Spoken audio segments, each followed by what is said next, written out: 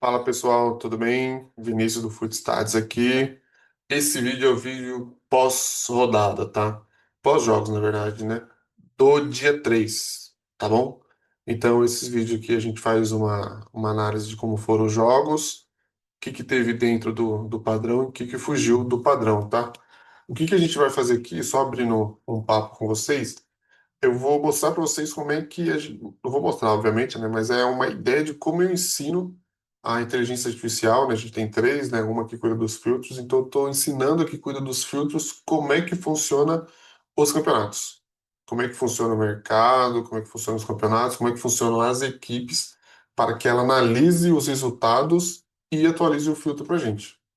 Então, eu sempre subo o radar do jogo, eu pego um radar bem completo, que tem todas as informações do que foi o jogo ali, jogo para ela, ela interpreta, vê o que que ela tinha selecionado de entrada e a gente vai atualizando. Por que eu estou falando de entrada aqui, tá? Porque o método Tactic AI, ele surgiu para selecionar as entradas, tá? Na verdade, ele surge para a gente achar o padrão, os padrões do jogo, achar as tendências do jogo baseado nos dados estatísticos, né, nos jogos anteriores. São 9 fontes que nós usamos. Então, nisso ele busca os padrões e a tendência do jogo, né? São três inteligências artificiais, para quem não viu nos nossos outros vídeos aí. Elas fazem isso para a gente buscar aquilo ali, o que que os números estão dizendo para a gente, tá? Mas, além disso, a cada final de rodada, a gente está atualizando a inteligência artificial com os resultados, com o decorrer do jogo, para que ela sempre esteja entendendo o mercado. Então ela faz os filtros por separado por campeonato e sempre que a gente faz análise, a gente passa essa análise pelos filtros, para que isso seja, a gente tenha um nível de acerto sempre muito grande, né? E mesmo assim, alguns campeonatos que a gente nem tem filtro, por exemplo, como Copas, que a gente não faz muito filtro, porque Copa tem uma questão de ser um campeonato eliminatório, né? Então a gente faz muito, mesmo assim, a taxa de acerto dela é muito alta já. Então, mas a gente sempre gosta de passar o filtro para ser muito específico e muito no detalhe, né? Por que eu tô falando isso, tá, pessoal? Porque, de novo, o Tactic Ine surgiu com essa ideia, tá? Mas aqui no canal a gente não fala sobre isso, tá? Não falo sobre entrada, sobre stake, sobre odd. Eu dou só umas pinceladinhas ali, porque essa ideia eu já tenho outro canal com três amigos aí, então a ideia é lá a gente falar sobre isso, tá? Especificamente, tá? Lá a gente já falou sobre tudo isso, vai falar sobre super odd, sobre múltipla, sobre stake, lá a gente vai ser muito específico nessa parte, tá bom? Vamos falar sobre estratégia para live, lá vai ser um canal voltado para isso mesmo, tá? Aqui não, aqui é análise, mas vamos dizer assim, o chat, né, a conversa ali é a mesma. Então ele seleciona as entradas e ele seleciona a nossa análise tática, tá? Ele é bem completo nisso, mas ele surge mais ou menos na mesma base, tá? Eu não faço bases separadas, ele surge na mesma base. Então o que eu vou mostrar para vocês aqui é só uma ideia de como é que a gente ensina a inteligência artificial a acompanhar o comportamento do mercado, né? E mesmo no filtro ele consegue ser bem específico. A gente tem filtro por campeonato que ele coloca as equipes, ali, equipes confiáveis para um over 2,5. Então ele coloca ali, entendeu? Ah, se tiver o número de XG tal, tal, tal. Então ele consegue fazer uma separação muito bonitinha assim.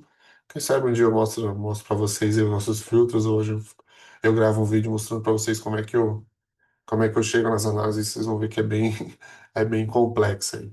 Beleza, mas sem enrolação, mais uma vez, essa questão de odd, entrada, chip, stake, múltipla, super odd, vai estar no outro canal, tá? A gente deve começar na próxima semana, tá? Vem novidade aí. Então vamos lá pro vídeo, né? Então, no dia 3 nós tivemos aqui o Campeonato Chileno, né? União Espanholas e Deportes Limache. Bom, a partida começou com domínio equilibrado, mas o Limache abriu o placar no primeiro tempo. O segundo tempo foi mais movimentado com gols de ambos os lados e a alternância no controle. A União empatou nos acréscimos, arrancando um ponto sob pressão da torcida. Final 2-2, um jogo marcado por intensidade e falhas defensivas. Eu lembro que o jogo estava 2-1 por Imacha, né? Bem impressionante. Estava acompanhando ele em live. Foi impressionante realmente o desempenho aí do Limacha, que não era o favorito, lembro bem disso.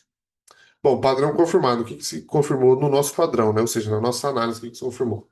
Bom, o jogo validou a leitura de alta probabilidade para over 2,5, olha aí, e ambos marcam sim. Como previsto, os gols se concentraram no segundo tempo, padrão tático já identificado pelas médias de XG tardio de ambas as equipes. O ataque do Limache novamente funcionou fora de casa, mantendo 100% de aproveitamento em ambos sim. Então, pessoal, olha aí, é a importância do padrão, entendeu? Isso era um padrão, Virou uma tendência baseada no padrão das equipes, virou uma tendência baseada nas duas equipes e acabou acontecendo. É isso que a gente pede para pro prompt, para a inteligência artificial, para a EA, para o Tática EA, isso, o ouro do Tática EA, tá? Bom, mas sempre tem aquilo que foge do padrão, né? Então, o que que fugiu do padrão aí? Então, apesar da expectativa de escanteios altos, média de 12, mais de 12, né, por equipe, o jogo teve apenas 6 no total. O padrão estatístico não se repetiu devido ao ritmo travado e poucas finalizações claras. Isso aqui é muito interessante, porque assim, a gente teve o Limacho, que era o visitante, saindo na frente, estando na frente por um longo tempo, e mesmo assim o jogo não foi para a linha alta de escanteios, né? Bom, o que aprendemos com isso? Jogos com expectativa alta de escanteios precisam ser validados ao vivo. Campeonato chileno. A dica. Observando postura tática e volume ofensivo real nos primeiros minutos. É, isso aqui não sei se daria pra gente ver mais ou menos na live como é que seria isso, mas talvez pelo comportamento, principalmente dos atacantes, né? Do Limacho, dos pontas, né? A gente sempre busca aquele ponto ou lateral que chega muito linha de fundo, porque isso gera bastante escanteios pra gente, né? Bom, passando para próximo jogo, foi o Universitário Poianhã e Deportes Quindío. Isso aqui foi Copa da Colômbia, né? A gente teve pouquíssimos jogos na terça-feira ainda, então a gente fez até o Copa da Colômbia. Bom, resumo da partida: duelo entre o Universitário Popayán e Deportes Quindío terminou empatado em 0-0 no estádio Ciro Lopes. O primeiro tempo teve poucas ações ofensivas, com destaque para o volume defensivo. Na etapa final, o equilíbrio permaneceu sem finalizações claras e com o jogo travado no meio-campo. Bom, vamos ver o que estava dentro do padrão, tá? Isso aqui é padrão, é porque já está no vídeo lá, é só bater, tá? A leitura do Tactic Ace se confirmou em dois aspectos centrais. Padrão de baixa produtividade ofensiva, com média somada abaixo de 1,3 gol por jogo, ambos não validados. O Universitário seguiu com falha ofensiva em 70% dos jogos. Under 2,5 confirmado. 23 dos últimos 36 jogos do Universitário terminaram com um número menor do que dois gols. Olha aí, interessante aí. Três padrõezinhos que bateram, tá? O que fugiu do padrão? O que fugiu da previsão foi a expectativa mínima de vitória do Deportes Quindío. Apesar de dominar parte da posse e tentar impor o jogo, a equipe não finalizou com precisão. Isso foi um fator estatístico contextual. Os ataques perigosos não se converteram em chances reais.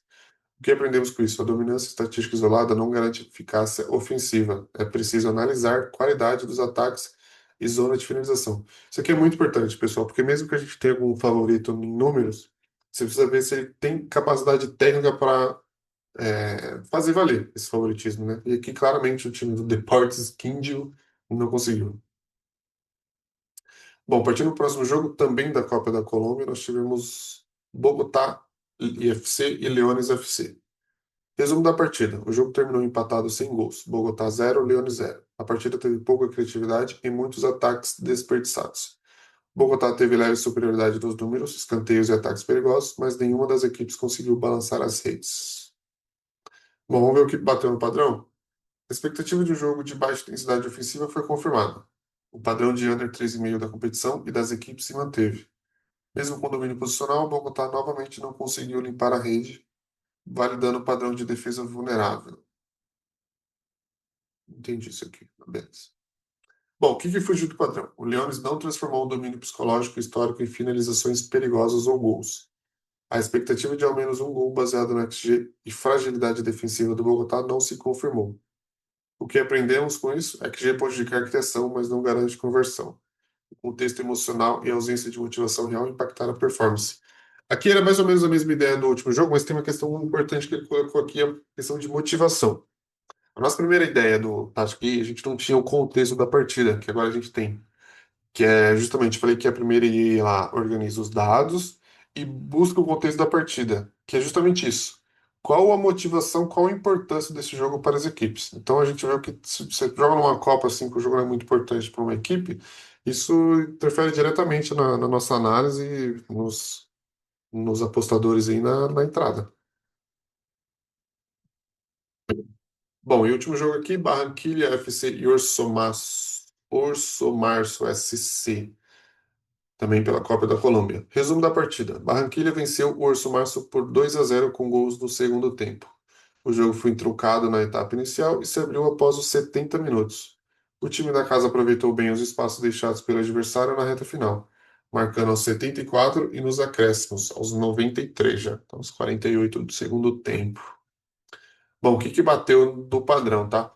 A partida começou equilibrada como previsto, ambos os times mostraram dificuldade criativa no primeiro tempo.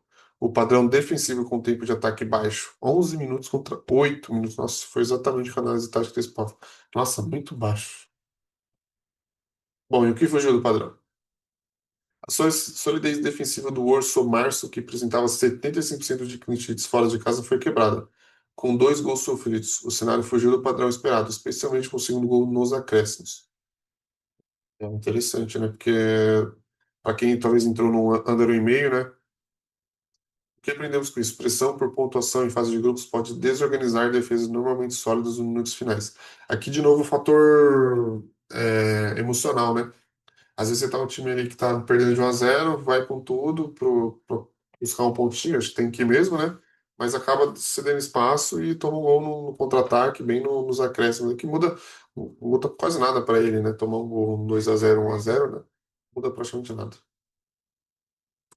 Bom, pessoal, foi isso. Essa é a nossa análise pós-jogo. É um videozinho mais curto mesmo, só para a gente bater papo. A gente bateu um papo longo ainda no início. Então, isso aqui a gente está. O resumo disso, tá? A gente está ensinando a EA a fazer a análise do jogo para a gente. Então, a partir disso, com a finalização dessa rodada, o que a gente faz? Ele analisa todos esses jogos. Eu peço para ele gravar o que aconteceu no jogo, salvo isso no arquivo separado, subo para ele, pega, ó, beleza, agora entenda o que aconteceu nos jogos e atualiza o filtro. Aí ele atualiza o filtro, a gente usa esse filtro na próxima rodada. Beleza? Então é isso. Inscreva-se no canal, deixa o like, ativa o sininho, deixa um comentário aí caso queira trocar uma ideia com a gente. Siga a gente no Twitter, a gente tem outras redes sociais, já vou estar colocando aqui no vídeo também. E bora pro próximo vídeo. Valeu, pessoal.